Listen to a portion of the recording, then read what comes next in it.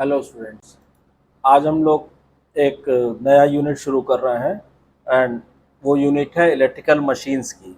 तो देखिए, electrical machines की जहाँ तक हम लोग बात करते हैं तो इलेक्ट्रिकल मशीन क्या करती है। इलेक्ट्रिकल मशीन को हम डिफरेंट तरह की मशीनों में कैटेगरीज में डिवाइड कर सकते हैं। ठीक है, तो इसमें क्या होता है कि जैसे मान लीजिए हम बात करें इलेक्ट्रिकल मशीन की, इलेक्ट्रिकल मशीन्स, तो अपनी इस इलेक्ट्रिकल मशीन वाली यूनिट को हम लोग 4 सेकंड में इसको स्टडी करेंगे। ठीक है, फर्स्ट, सेकंड, थर्ड और फोर्थ। पहला जो सेगमेंट होगा वो तो होगा डीसी मशीन का। ठीक है, डीसी मशीन का कैसे प्रिंसिपल है, क्या कंस्ट्रक्शन है, वर्किंग है, ये सारी चीज़ें हम लोग पढ़ेंगे पहले सेगमेंट में।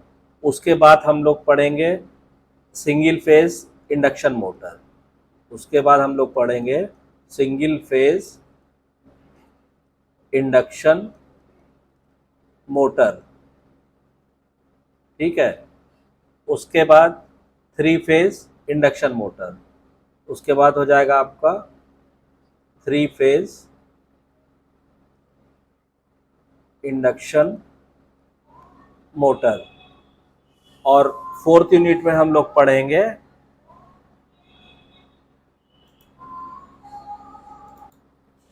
और फोर्थ सेगमेंट जो होगा इस यूनिट का, वो होगा हम लोगों का, ये हो गया आपका single phase induction motor, 3 phase DC machine, और फिर हमारा आएगा 3 फेज सिंक्रोनस मशीन। तो जो आपका नेक्स्ट सेगमेंट होगा, एक मिनट, हाँ, ये होगा हमारा 3 फेज और सिंक्रोनस मशीन।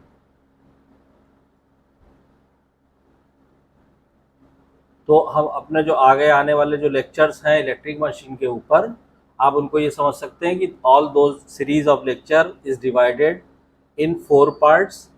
फर्स्ट में हम लोग डीसी मशीन के बारे में डिस्कस करेंगे, सेकेंड में हम लोग single phase induction motor discuss करेंगे, थर्ड पार्ट में हम लोग 3 फेज इंडक्शन मोटर डिस्कस करेंगे, और फोर्थ पार्ट में हम लोग 3 फेज सिंक्रोनस मशीन डिस्कस करेंगे। तो आज हम लोग स्टार्ट करते हैं फर्स्ट पार्ट से, ये फर्स्ट पार्ट से डीसी मशीन। अब डीसी मशीन की जहाँ तक बात होती है तो देखिए, डीसी मशीन क्या होती है, कैसे होती है, उसके पहले सबसे पहले आपको इनका जो बेसिक प्रिंसिपल है, कोई भी मशीन या मोटर जो काम करती है उसका बेसिक प्रिंसिपल आपको पता होना चाहिए। और उसको कहते हैं principles of electromechanical conversion. Electro और फिर मैकेनिकल, समझ रहे हैं, मैकेनिकल और कन्वर्जन। अब देखिए इसका मतलब क्या होता है, एज द नेम, देखिए नेम के अंदर ही सारी चीज़ें हैं। इलेक्ट्रो मैकेनिकल मतलब कि कोई भी अगर हमारी इलेक्ट्रोमैकेनिकल कन्वर्जन डिवाइस है, चाहे वो मशीन है, मोटर है, क्या है, ठीक, तो वो क्या करेगी, वो जो जो अगर इसको हम शॉर्ट में मान लीजिए EMEC लिख लें, इलेक्ट्रोमैकेनिकल एनर्जी कन्वर्जन, कोई भी डिवाइस है हमारी, तो वो क्या करेगी, वो या तो इलेक्ट्रिकल एनर्जी को किस में कन्वर्ट करेगी, मैकेनिकल एनर्जी में। ठीक है, मैकेनिकल एनर्जी, या मैकेनिकल एनर्जी को इलेक्ट्रिकल एनर्जी में। तो दोनों, इन दोनों को कंबाइंड रूप से बोलते हैं इलेक्ट्रोमैकेनिकल कन्वर्जन। ठीक, अब इसमें आती है बात कि कब आपकी इलेक्ट्रिकल से मैकेनिकल होगी या कब मैकेनिकल से इलेक्ट्रिकल होगी, इसको आगे हम लोग अभी डिस्कस करते हैं। ठीक, अब इसमें जो है कि electromechanical energy conversion takes place via the medium of a magnetic field और एन इलेक्ट्रिक फील्ड। मतलब जब भी ये कन्वर्जन होगा, चाहे इलेक्ट्रिकल टू मैकेनिकल, चाहे मैकेनिकल टू इलेक्ट्रिकल, आपको मीडियम के तौर पे, आपको माध्यम के तौर पे, आपको या तो मैग्नेटिक फील्ड की ज़रूरत होगी, मैग्नेटिक फील्ड ये आप समझ लीजिए, या इलेक्ट्रिक फील्ड की। दोनों में से एक फील्ड का रहना ज़रूरी है इलेक्ट्रोमैकेनिकल एनर्जी कन्वर्जन की अगर आप बात कर रहे हैं तो। ठीक है, लेकिन जनरली क्या होता है कि मोस्ट वाइडली या प्रैक्टिकल मीडियम में जनरली जो है जनरली यूज होता है मैग्नेटिक फील्ड। जो मैग्नेटिक फील्ड है वो as a coupling medium use होता है, कपलिंग मीडियम। ठीक है, इलेक्ट्रिकल की बजाय मैग्नेटिक फील्ड जो है कपलिंग के लिए जनरली यूज होता है। ठीक, क्यों यूज होता है जनरली? क्योंकि this is due to the fact that energy storing capacity of magnetic field is much greater than that of electric field. क्योंकि इसमें आप ज्यादा एनर्जी स्टोर कर सकते हैं, you can store more energy in comparison of electric field. ठीक है, इसीलिए ज्यादातर डिवाइसेस में मैग्नेटिक फील्ड का ही इस्तेमाल होता है। ठीक है, अब इसके बाद बात आती है कि electromechanical energy converters are either gross motion devices और इंक्रीमेंटल मोशन डिवाइसेस। तो जो भी ईएमईसी डिवाइसेस होती हैं आपकी इलेक्ट्रोमैकेनिकल एनर्जी कन्वर्जन डिवाइसेस, वो दो तरह की होती है।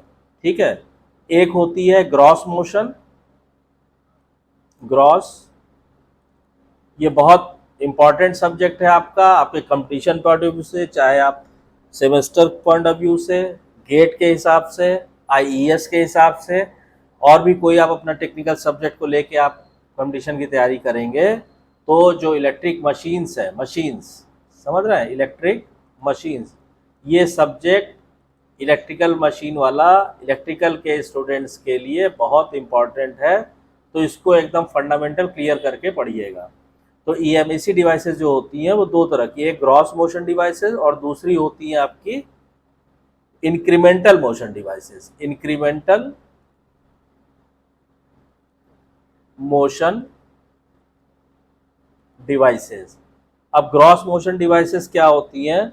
ये जैसे फॉर एग्जांपल आप समझ लीजिए, इनकी एग्जांपल हो गए जैसे इलेक्ट्रिक मोटर होते हैं, इलेक्ट्रिक मोटर्स या जनरेटर। अभी मोटर और जनरेटर में क्या डिफरेंस होता है वो भी आपको बताते हैं। ठीक है, और जो इंक्रीमेंटल मोशन डिवाइसेस होती हैं वो होती है जैसे माइक्रोफोन हो गया आपका, माइक जिसको हम लोग बोलते हैं शॉर्ट फॉर्म में, लाउड स्पीकर हो गए, ये सब लोग जानते हैं लाउड स्पीकर भी, और आपका इलेक्ट्रोमैग्नेटिक रिले हो गई, इलेक्ट्रोमैग्नेटिक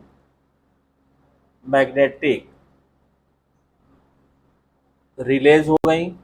ठीक, और कुछ जो है you can say certain electrical measuring instruments.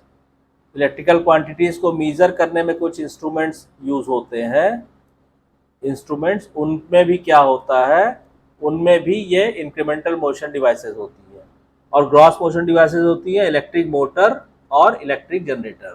ठीक, अब इसमें अभी जब चूंकि ये अभी आया इसलिए हम अभी आपको बता देते हैं कि मोटर और जनरेटर में क्या डिफरेंस होता है। हालांकि आप में से बहुत लोग जानते भी होंगे और जो नहीं जानते उनको भी बता दें कि देखिए मोटर आपने देखा होगा कहीं भी, जैसे पानी चढ़ाने वाली मोटर है या किसी किसी शैफ्ट को घुमाने वाली मोटर है। ठीक है, तो मोटर क्या करती है, मोटर को हम क्या करते हैं, मोटर का प्लग कहाँ लगाते हैं, इलेक्ट्रिक सप्लाई में, यानी मोटर को हम इलेक्ट्रिक सप्लाई देते हैं, यानी ये इलेक्ट्रिकल एनर्जी जो हम इसको सप्लाई दे रहे हैं उससे कोई मैकेनिकल काम कराती है, यानी उसको ये मैकेनिकल एनर्जी में कन्वर्ट कर देती है। मतलब उसकी वजह से चाहे कोई शैफ्ट घुमाइए आप, चाहे जो गियर की ट्रेन है वो आप मूव कराइए, चाहे जो आप कराइए, तो मोटर इलेक्ट्रिकल एनर्जी को मैकेनिकल एनर्जी में कन्वर्ट करती है। और जबकि जनरेटर आपने देखा होगा, जनरेटर किस लिए यूज होता है, बिजली के लिए। तो जनरेटर के अंदर क्या होता है, मैकेनिकल वर्किंग होती है, तो यानी ये मैकेनिकल एनर्जी को किसमें कन्वर्ट कर देता है, इलेक्ट्रिकल एनर्जी में।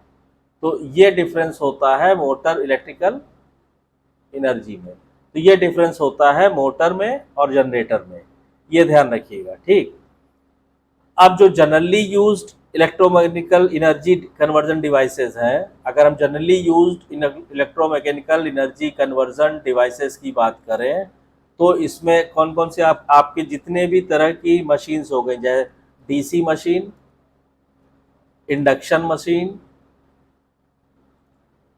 और सिंक्रोनस मशीन्स। ये जो तीनों तरह की मशीनें होती हैं सिंक्रोनस मशीन्स, ये सारी मशीन यूज होती है जनरली इलेक्ट्रोमैकेनिकल एनर्जी कन्वर्जन के लिए। These machines are extensively used, right.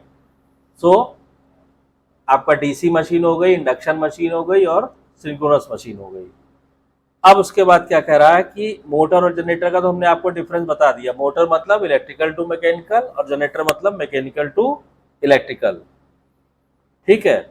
अब इसके अंदर क्या होता है कि in these machine conversion of energy from electrical to mechanical और from mechanical to electrical results from the two important electromagnetic phenomena.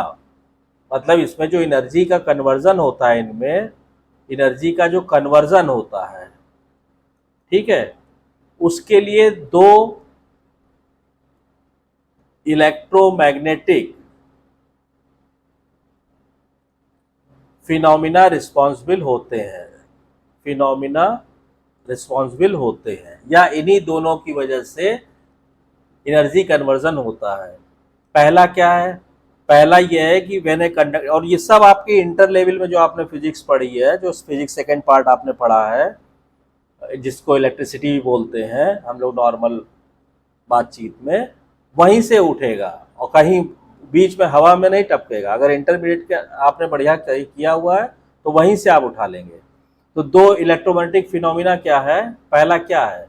पहला ये है कि when a conductor moves in magnetic field voltage is induced in the conductor.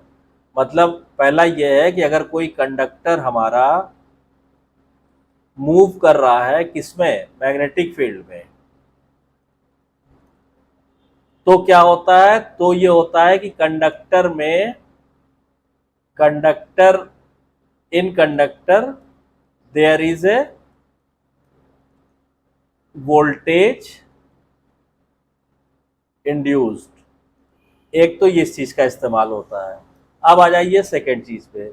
Second क्या होता है कि जो हमने पढ़ा इंटरमीडिएट में, when A current carrying conductor is placed in A magnetic field the conductor experiences A mechanical force. बस when A current carrying, मतलब ऐसा कंडक्टर जिसके अंदर करंट फ्लो कर रही हो, when A current carrying conductor, ठीक है, is placed in magnetic field, ठीक है, तो क्या होता है? कंडक्टर के ऊपर एक फोर्स एक्सपीरियंस होता है। और कैसा फोर्स? मैकेनिकल फोर्स, ठीक। तो ये जो बेसिक दो फिनोमिना है, सबसे पूरी आपकी मशीन पूरी इसी पे बेस्ड है, ये आप समझ लीजिए। ये बहुत इंपॉर्टेंट है क्योंकि हर मशीन की वर्किंग, हर जनरेटर की वर्किंग का बेसिक यही है कि साहब अगर हमारा कोई कंडक्टर मैग्नेटिक फील्ड में रखा हुआ है तो उसमें वोल्टेज इंड्यूस होगा। दूसरा ये क्या कर रहा है कि अगर कोई करंट कैरिंग कंडक्टर को हम मैग्नेटिक फील्ड में रख देंगे तो उसके ऊपर एक मैकेनिकल फोर्स लगेगा, एक्सपीरियंस होगा।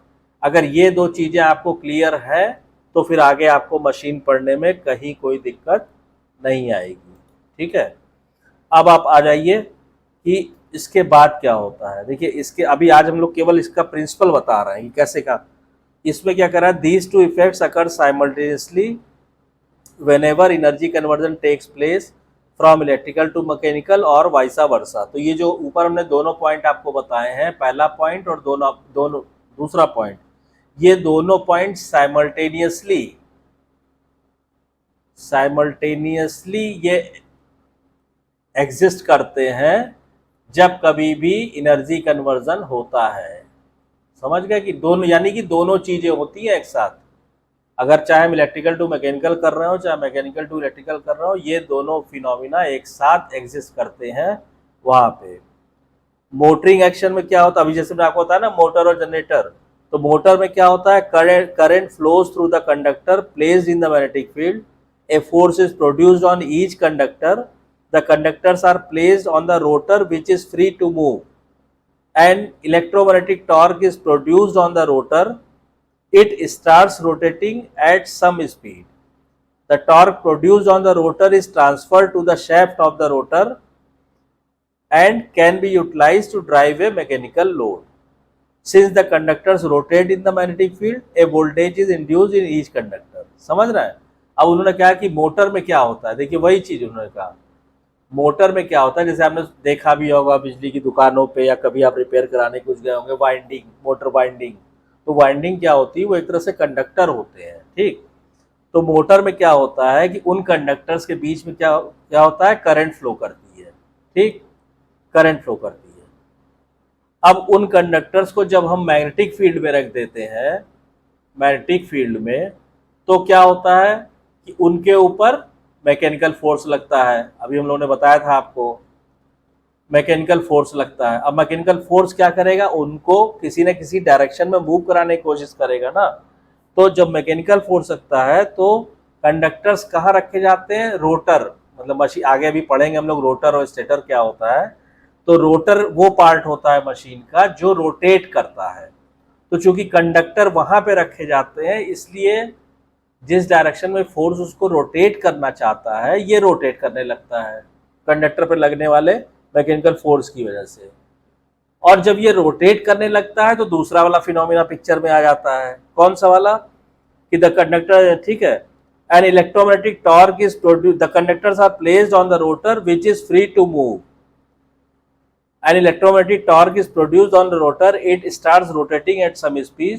The torque produced on the rotor is transferred to the shaft of, अब जो टॉर्क प्रोड्यूस हुआ रोटर पे, जो उसको घुमा रहा है, वो कनेक्ट होता है किसी शैफ्ट से, और वो शैफ्ट फिर उसी डायरेक्शन में मूव करने लगता है।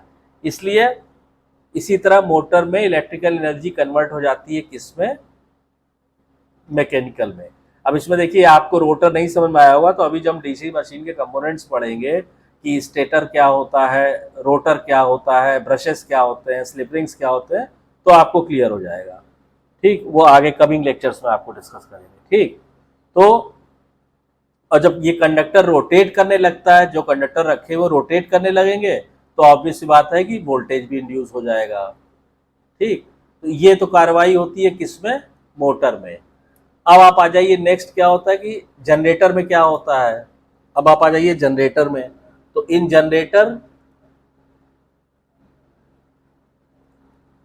ठीक है, जनरेटर में क्या होता है, the rotor is driven by a prime mover. देखिए यहाँ उल्टा है, वहां पे तो हमने कंडक्टर को मैग्नेटिक फील्ड में रखा, फिर उस पर फोर्स लगा, फोर्स की वजह से रोटर घूमने लगा, और रोटर पे रखे हुए कंडक्टर जब घूमने लगे उसकी वजह से वोल्टेज इंड्यूस हुआ। यहाँ जस्ट उल्टा है, यहाँ पे क्या होगा कि जो रोटर है उसको मूव कराएंगे हम किसी एक्सटर्नल मीन्स से, चाहे हाथ से घुमाएं, चाहे जैसे घुमाएं, किसी प्राइमरी मूवर से हम मूव कराएंगे।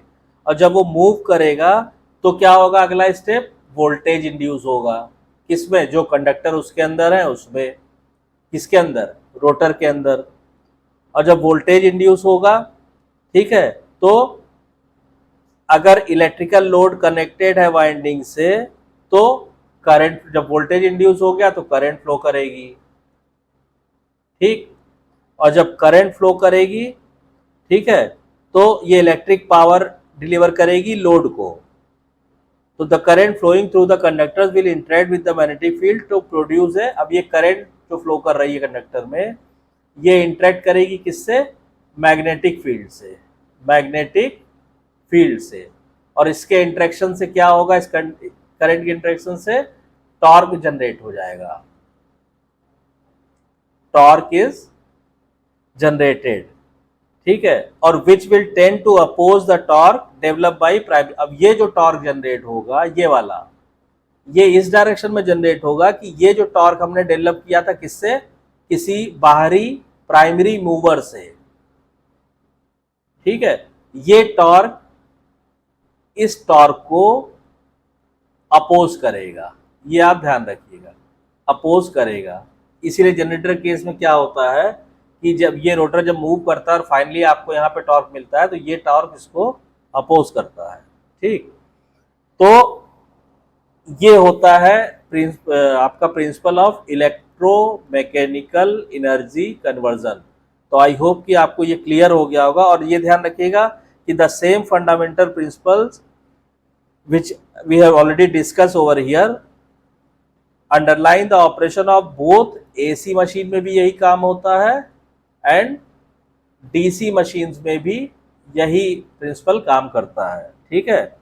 दे are governed by the same basic law, clear. क्योंकि in the computation of developed torque, जो टॉर्क यहाँ पे डेवलप हुआ है, ठीक है, इसमें हम एम्पियर्स लॉ का इस्तेमाल करते हैं। एम्पियर्स लॉ आप लोग इंटर में पढ़ चुके होंगे, अभी आगे हम लोग फिर इसको डिस्कस करेंगे। एम्पियर्स लॉ का यूज करते हैं, चाहे वो मशीन आपकी एसी मशीन हो और चाहे डीसी मशीन हो, ये ध्यान रखिएगा, ये इसकी बेसिक चीजें हैं। और उसके बाद ये तो हो गया आपका टॉर्क कैलकुलेशन में। और जो वोल्टेज इंड्यूस हो रहा है, तो similarly in the computation of the generated voltage, जो हमारा वोल्टेज इंड्यूस हो रहा है, जो वोल्टेज जनरेट हो रहा है, उसको कैलकुलेट करने के लिए हम लोग Faraday's law for induced voltage use करते हैं। उसके लिए हम लोग क्या यूज करते हैं? Faraday's law. ये भी हम लोग इंटर में पढ़ चुके हैं। तो कहने का मतलब ये है कि चाहे एसी मशीन हो चाहे डीसी मशीन हो, डेवलप टॉर्क को निकालने के लिए एम्पेयर लॉ यूज होता है, इंड्यूस वोल्टेज को निकालने के लिए फैराडे लॉ यूज होता है। इसलिए चाहे दो in both type of machine the same principle works, ठीक है। So this was all about the basic principle of electromechanical energy conversion. आज ये इंट्रोडक्टरी लेक्चर था, आई होप आपको ये क्लियर हो गया होगा। अपकमिंग लेक्चर्स में हम लोग पहले बेसिक स्ट्रक्चर पढ़ेंगे इलेक्ट्रिक मशीन का, ताकि हमको ये क्लियर हो जाए कि स्टेटर क्या होता है, रोटर क्या होता है, आर्मेचर वाइंडिंग क्या होती है, फील्ड वाइंडिंग क्या, मतलब जब तक मशीन के पार्ट हमको नहीं क्लियर होंगे तब तक हम उसकी वर्किंग को समझ नहीं पाएंगे और उसको अज्यूम भी नहीं कर पाएंगे। तो इसलिए मोस्ट प्रॉब्ली जो नेक्स्ट लेक्चर हम आपको लेंगे वो basic structure of electric machines में लेंगे। तो आई होप कि आपको ये वीडियो कंटेंट पसंद आया होगा। अगर वीडियो कंटेंट पसंद आया हो तो प्लीज़ वीडियो को शेयर कीजिए, लाइक कीजिए, चैनल को सब्सक्राइब कीजिए, नोटिफिकेशन बेल को ऑन कर दीजिए, ताकि जब भी कोई नई वीडियो डाली जाए, जो नेक्स्ट अभी बेसिक स्ट्रक्चर ऑफ मशीन हम पढ़ाएंगे, उसकी इन्फॉर्मेशन आपको तुरंत मिल जाए। Thank you.